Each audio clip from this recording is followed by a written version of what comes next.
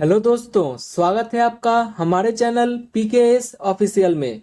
दोस्तों, इसके पहले क्लासेस में हमने बायोलॉजी के हर सब्जेक्ट को टॉपिक वाइज डिस्कस किया है और लास्ट क्लास में हम लोगों ने ब्लड यानी रक्त के टोटल 4 पार्ट में क्लास को डिस्कस कराया है और उसका पीडीएफ टेलीग्राम चैनल पर दे दिया गया है। आज हम सर्कुलेटरी सिस्टम के बारे में डिस्कस करेंगे, यानी परिसंचरण तंत्र की, यानी ब्लड जो हमारे शरीर में किस माध्यम से होकर गुजरता है, धमनी क्या होता है, सीरा क्या होता है और इनके कार्यों को और अंतर को भी डिस्कस करने वाले हैं। तो चलिए शुरू करते हैं। सबसे पहले है परिसंचरण तंत्र यानी सर्कुलेटरी सिस्टम। हमारे शरीर में किसी भी पदार्थ या पोषण को एक जगह से हर जगह पर ले जाने या ले आने को हम लोग परिसंचरण यानी सर्कुलेशन कहते हैं। उसी तरह हमारे शरीर में ब्लड सर्कुलेशन होते रहते हैं, इसलिए हम ब्लड सर्कुलेशन इसे कहते हैं, जो आप लोग यहाँ पर देख सकते हैं। जीव जंतु में विभिन्न पदार्थ जैसे ऑक्सीजन, कार्बन डाइऑक्साइड, पोषक पदार्थ इत्यादि के परिवहन के लिए जिस तंत्र की आवश्यकता होती है उसे हम लोग परिसंचरण तंत्र यानी सर्कुलेटरी सिस्टम कहते हैं। मानव में जो परिसंचरण तंत्र है यानी सर्कुलेटरी सिस्टम है, इस मुख्य रूप से रक्त तथा लसिका द्वारा होता है। आप लोग यहाँ पर देख सकते हैं जितने भी सर्कुलेशन होता है हमारे शरीर में ब्लड और लसिका के द्वारा होता है। अब है सर्कुलेटरी जो सिस्टम है, इसे 3 भागों में बांटा गया है। पहला है ओपन ब्लड सर्कुलेटरी सिस्टम यानी खुला रक्त परिसंचरण तंत्र। दूसरा है क्लोज ब्लड सर्कुलेटरी सिस्टम यानी बंद रक्त परिसंचरण तंत्र। ऑप्शन 3 है मिक्स्ड ब्लड सर्कुलेटरी सिस्टम यानी मिश्रित रक्त परिसंचरण तंत्र। इन तीनों को हम लोग सर्कुलेटरी सिस्टम का ये जो तीनों अंग है, इस तीनों अंग को हम लोग विस्तार से पढ़ेंगे। पहला है ओपन ब्लड सर्कुलेटरी सिस्टम। इस प्रकार के तंत्र में रक्त बिना किसी भी प्रेशर यानी दबाव के आगे बढ़ता है, जैसे तिलचट्टा, घोंघा, सीप इत्यादि। ओपन ब्लड कहने का अर्थ है यानी शरीर में खुला रक्त होना, जिसमें कोई भी नलिकाएं शरीर में ना हो, कोई भी वेन या आर्टरी नहीं पाया जाता हो। जो रक्त है वो पूरे शरीर में अपने आप इधर से उधर जा रहा हो, तो उसे हम लोग खुला ब्लड सर्कुलेशन कहते हैं, ओपन ब्लड सर्कुलेशन।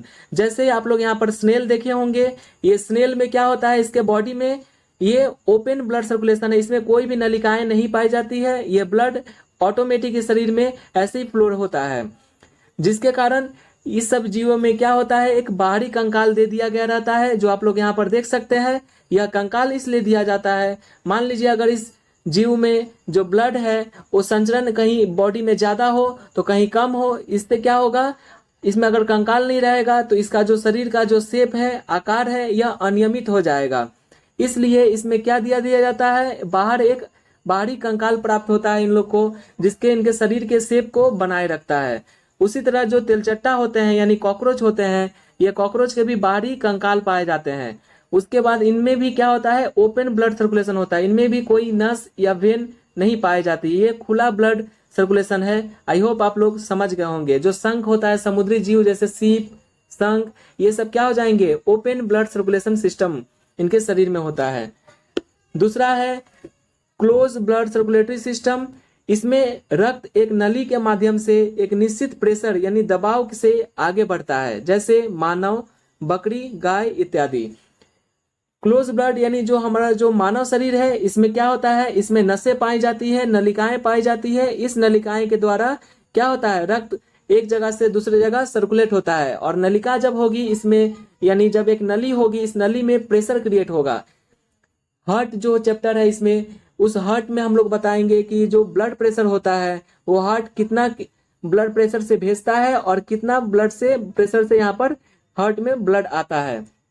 जो आप लोग जानते होंगे ब्लड प्रेशर 120/80 होता है। उसी तरह उसी को हम लोग पहले अच्छे से हार्ट टॉपिक में पढ़ेंगे। तो इस टॉपिक में पहले हम लोग सर्कुलेटरी पढ़ रहे हैं, सर्कुलेटरी सिस्टम, तो आप लोग इसी पे फोकस कीजिएगा। तो जो क्लोज ब्लड सर्कुलेटरी सिस्टम होता है, इसमें क्या होता है, इसमें नलिकाएं पाई जाती है। इस नलिकाएं में ब्लड क्या होता है, सर्कुलेट होता है। और इस नलिका में क्या होता है, प्रेशर भी क्रिएट होता है। जब नलिका में कोई भी एक खोखली नली है, उसके अंदर से अगर ब्लड प्रेशर हो रहा है, फ्लो हो रहा है, तो उसमें एक दबाव क्रिएट होता है। तो जो क्लोज ब्लड सर्कुलेशन है, इसमें क्या होता है, नलिकाएं पाई जाती है जिसके अंदर से एक जिस निश्चित प्रेशर से यानी दबाव से ब्लड फ्लो होता है। इसे हम लोग बंद रक्त परिसंचरण तंत्र कहते हैं। आई होप आप लोग समझ गए होंगे। तीसरा है मिक्स्ड ब्लड सर्कुलेटरी सिस्टम। इसमें रक्त कभी एक निश्चित दबाव से आगे बढ़ता है, अतः कभी कभी विपरीत दिशा में जाने लगता है, जैसे मछली, मेढक इत्यादि।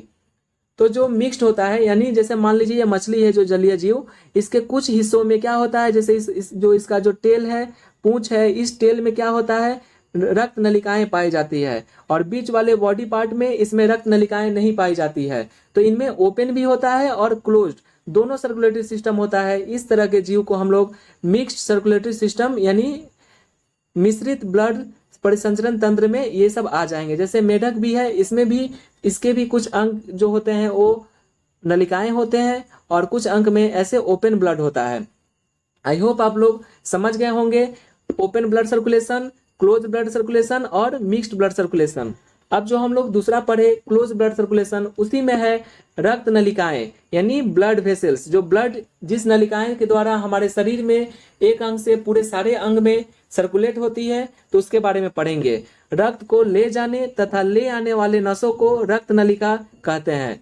यह धमनी यानी आर्टरी, हिंदी में इसे धमनी कहते हैं और इंग्लिश में आर्टरी कहते हैं, तथा सीरा यानी वेन होते हैं। हमारे शरीर में दो तरह की नलिकाएं होती है, एक होता है आर्टरी और एक होता है वेन। तो जो धमनी और सीरा होता है, इसके बारे में हम लोग पहले डिटेल से पढ़ेंगे। इन दोनों का कार्य क्या है, इनका अंतर क्या है, और इनका रूपरेखा भी पढ़ने वाले हैं। आर्टरी यानी धमनी और सीरा, पहले हम लोग आर्टरी पढ़ेंगे। यह शरीर के अधिक गहराई पर पाया जाता है। इसमें रक्त का दाब, स्पीड दोनों अधिक होते हैं, जिसके कारण यह मोटा होता है। तो आप लोग यहाँ पर देख रहे होंगे कि ये जो आर्टरी है, इसमें क्या होता है, यह शरीर के बहुत ही गहराई में पाया जाता है, ये ऊपर नहीं पाया जाता है। इसमें क्या होता है, रक्त का जो फ्लो होता है बहुत ही स्पीड में होता है और प्रेशर में यानी दबाव में होता है। क्योंकि जब हार्ट है, इसमें जो ब्लड का प्रेशर देता है 120 से यहाँ पर ब्लड का प्रेशर जाता है, और इसमें फ्लो भी बहुत ही तेजी से होता है, जिसके कारण ये जो आर्टरी है धमनी का, जो इसका जो परत है यह मोटी होती है, ये मोटी होती है। लेकिन जो सीरा होती है वेन, इसकी जो परत होती है यह आंतरिक परत कैसी होती है, यह पतली होती है। और ये जो होता है आर्टरी, ये हमारे शरीर के गहराई में पाया जाता है।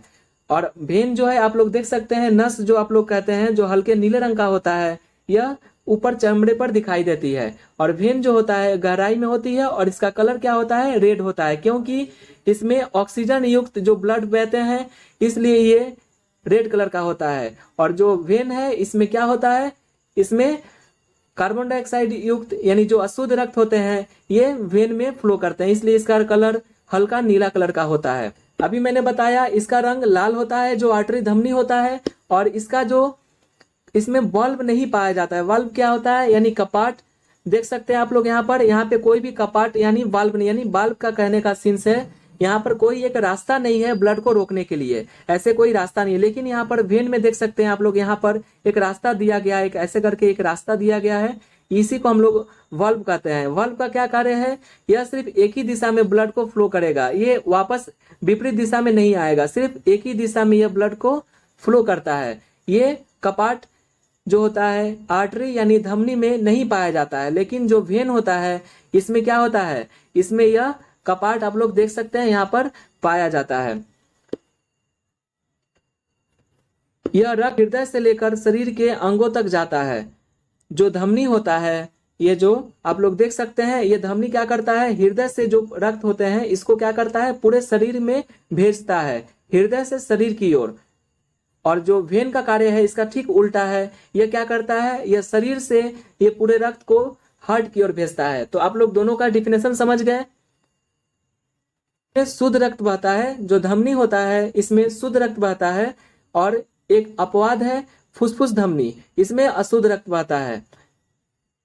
ये जो देख सकते हैं, ये जो आर्टरी है, इस आर्टरी में क्या होता है, शुद्ध रक्त बहता है, क्योंकि जो हम लोग श्वास लेते हैं तो फेफड़ा क्या करता है, उसमें ऑक्सीजन ब्लड में मिला देता है और हृदय को दे देता है, और हृदय क्या करता है, उसे पंप करके पूरे शरीर में भेज देता है। तो इसमें ऑक्सीजन मिला हुआ है इस ब्लड में, ये इसलिए यह शुद्ध रक्त कहलाएगा।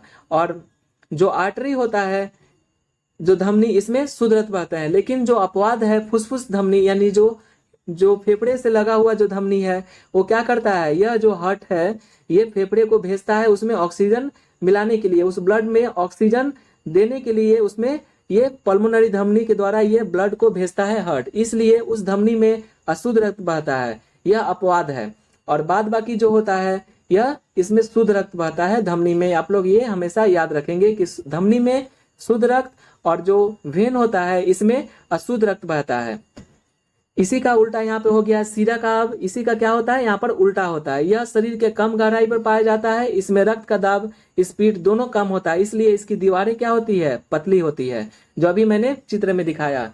इसका रंग हल्का नीला होता है, अभी आप लोग देखिए। और इसमें क्या बाल्ब यानी कपाट पाया जाता है, जिससे यह क्या करता है, शरीर में जो ब्लड फ्लो है उसको क्या करता है, एक ही दिशा में क्या करता है, भेजने का कार्य करता है। यह कपाट जो आप लोग यहाँ पर देख सकते हैं यह कपाट का चित्र है, ये ब्लड को सिर्फ एक ही दिशा में भेज सकता है, वापस ये इधर आएगा तो ये कपाट बंद हो जाता है, जिसके कारण ब्लड विपरीत दिशा में फ्लो नहीं हो पाएगी। तो इसका कपाट का कार्य आप लोग समझ गए होंगे। उसके बाद है यह शरीर से क्या करता है, रक्त को लेकर हृदय तक जाता है, लेकिन जो धमनी का कार्य था वो क्या था, वो हार्ट से पूरे शरीर में, लेकिन जो सिरा है इसका कार्य है पूरे शरीर से लेकर हार्ट तक जाता है यानी हृदय तक जाता है। इसमें भी यह अशुद्ध रक्त बहता है, इसमें अपवाद है धमनी सिरा जो होता है जिसमें सिर्फ शुद्ध रक्त बहता है। धमनी में शुद्ध रक्त और सिरा में अशुद्ध रक्त। आई होप आप लोग धमनी और सिरा, आर्टरी और वेन में डिफरेंस आप लोग समझ गए होंगे, इनके कार्य समझ गए होंगे और इनकी आकार शेप ये सब समझ गए होंगे। नेक्स्ट है कैपिलरी यानी केशिका, जिसे हम लोग कैपिलरी इंग्लिश में कहते हैं। यह एक पतली नस होती है, इसमें शुद्ध तथा अशुद्ध रक्त दोनों मिलते हैं। ये जो आप लोग देख सकते हैं यहाँ पर ये डायग्राम है एनाटॉमी ऑफ ह्यूमन आइज। इसी में जो आप लोग यहाँ पर पतले जो हमारे शरीर में, जो हमारे सिर में जो केस होते हैं उस केस के भांति यहाँ पर पतली पतली नसें पाई जाती है, जिसे हम लोग केशिका यानी कैपिलरी कहते हैं। जो आप लोग आंखों में स्पष्ट रूप से आप लोग यहाँ पर देख सकते हैं, यहाँ पर देख लीजिए, ये जो है कैपिलरी है, ये सबसे पतली नस होती है, इसमें शुद्ध और अशुद्ध दोनों रक्त यहाँ पर मिलते हैं। और ये कैपिलरी आप लोग आंखों में स्पष्ट रूप से आप लोग को दिखाई पड़ती है, जो आप लोग यहाँ पर फिगर में देख सकते हैं। तो दोस्तों यहाँ पर फिगर मैंने इसलिए हमेशा दिखाता हूँ ताकि आप लोग के मन में थोड़ा सा भी डाउट ना बचे, पूरा क्लियर हो जाए कंसेप्ट, क्योंकि जितने भी एग्जाम है उस कंसेप्ट के ऊपर ही अब क्वेश्चन पेपर को पैटर्न में यहाँ पर सेट किया जाता है। आई होप आप लोग आज जो सर्कुलेटरी सिस्टम में आर्टरी, वेन और ये कैपिलरी और ब्लड के बारे में पहले ही हम लोग पिछले वीडियो में हमने ब्लड के बारे में समझा दिया है। नेक्स्ट वीडियो में हम लोग हार्ट यानी हृदय के बारे में हम लोग चर्चा करेंगे। मिलते हैं नेक्स्ट वीडियो में, तब तक के लिए जय हिंद।